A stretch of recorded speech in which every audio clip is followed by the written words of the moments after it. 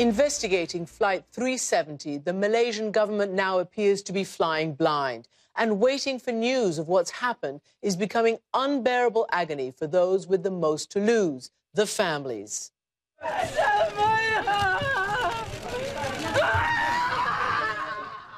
After 11 days of this torture, grief, anger and sheer desperation exploded into a scene that has ricocheted around the world.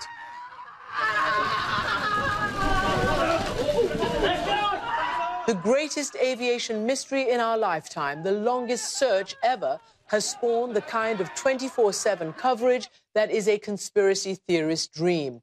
Everything from the sensible to the supernatural. Even global media magnates aren't immune, as this tweet from Rupert Murdoch proves. Quote, "World seems transfixed by 777 disappearance. Maybe no crash, but stolen, effectively hidden, perhaps in northern Pakistan, like bin Laden."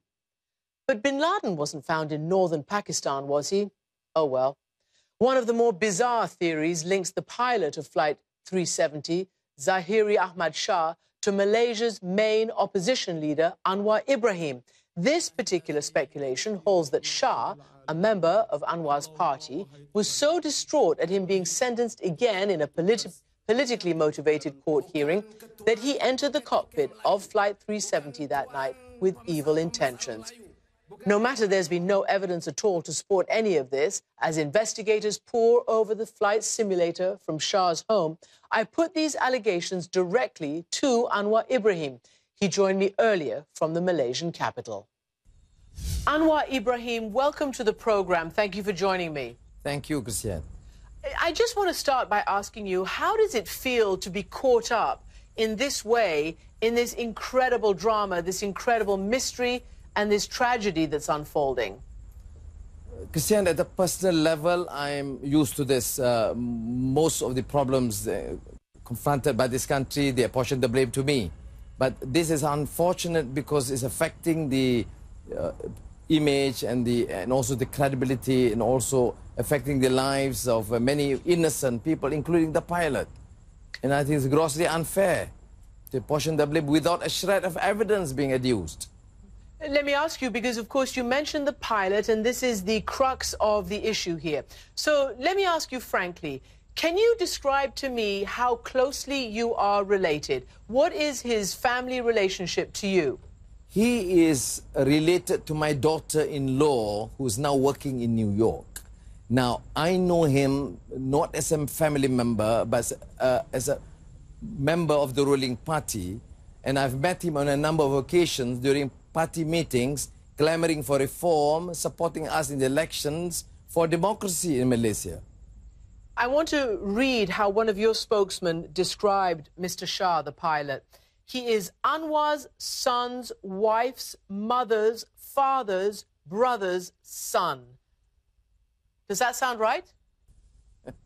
That's a bit too complex. What my daughter-in-law told me is that he is a family member, not too close, but she calls him uncle, which is quite common here. But I know him basically as a party activist. So I want to know how well you know him, and what can you tell us about him? Because clearly the allegations, the rumors, the inference is that he was somehow motivated by what's happening to you politically to do this act. These are terrible charges. I just want to know how well you know him. He appears in some of the meetings in the province and quite passionate about issues of justice and democracy. But he's known to be a great professional pilot, a great family man. And I don't see him to be in any way controversial or taking any radical stance. And I have a great difficulty in understanding why they are casting aspersions against him purely because I'm known to him. Do you think that he was a fanatic? Certainly he's not. I mean, he supports our multi-racial coalition. He supports a democratic reform. He's against any form of extremism. I mean, we take a very strong position in clamoring for change through constitutional and democratic means, although the electoral process is fraudulent. Was he in the courtroom that particular day when the flight took off where you were again sentenced to jail? Millions of people were upset by the manner the court decided in 1 hour to pass this severe judgment against me. But he was not in the court.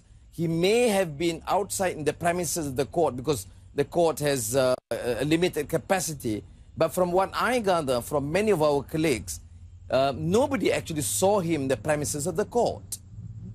Did you hear from him, or did your party members hear from him about what he thought of what happened in the court? In other words, was he specifically upset? Do you know that?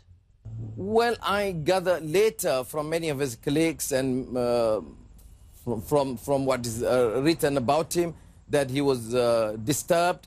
Many others were disturbed. I mean, we were shocked and appalled by the speed and of the process of the Court of Appeal.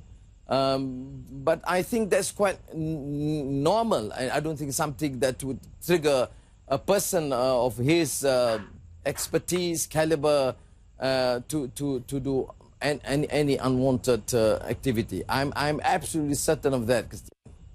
Mr. Ibrahim, you obviously, like the whole world, must be looking at this mystery flight and wondering what on earth could have happened. How do you describe how the government has handled the investigation and the communications about it? Our sympathies are firstly to the crew members and the passengers and their families, yes. But, and we must express our profound appreciation to those, I mean, in the government, the apparatus, whatever, working to secure and to find out what actually happened and pray for their safety. But from my understanding, I mean, Christian, when they procured that radar Marconi system in that northern corridor, I happened to be the finance minister. They had the capability to detect any flight from the west or to the east to the west coast, from the South China Sea to the Indian Ocean. I find it shocking that they were not able, or they give some very scanty sort of information. The problem is credibility of the leadership. They are culpable because there is a general perception that they are not opening up. There is an opaque system at work.